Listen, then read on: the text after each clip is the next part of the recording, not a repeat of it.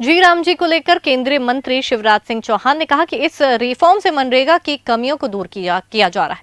सरकार 125 दिन की रोजगार गारंटी के साथ गरीबी मुक्त स्वावलंबी गांव बनाने का संकल्प पूरा कर रही है।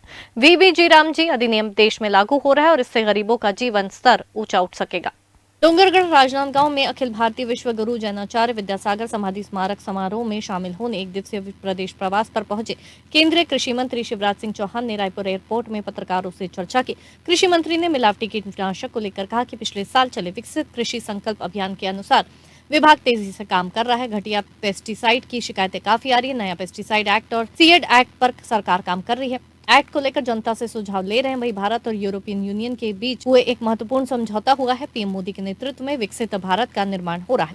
वसुधैव कुटुंबकम को ध्यान में रखकर भारत विकास में योगदान दे रहा है। भारत की कृषि विकास दर अभी अभूतपूर्व है।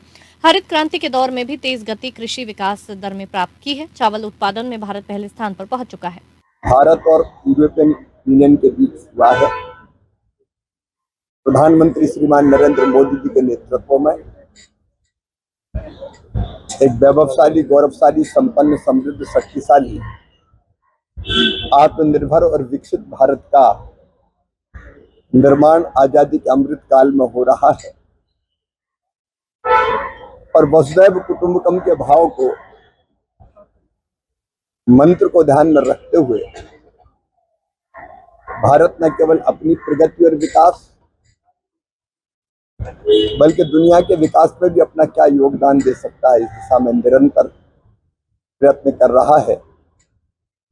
कृषि के क्षेत्र में अगर हम देखें तो हमारी कृषि विकास दर इस समय अभूतपूर्व है और साथ में संपूर्ण गांव का संपूर्ण विकास करने वाला है। एक विकसित गांव, विकसित भारत के लिए रोजगार युक्त गांव, गरीबी मुक्त गांव,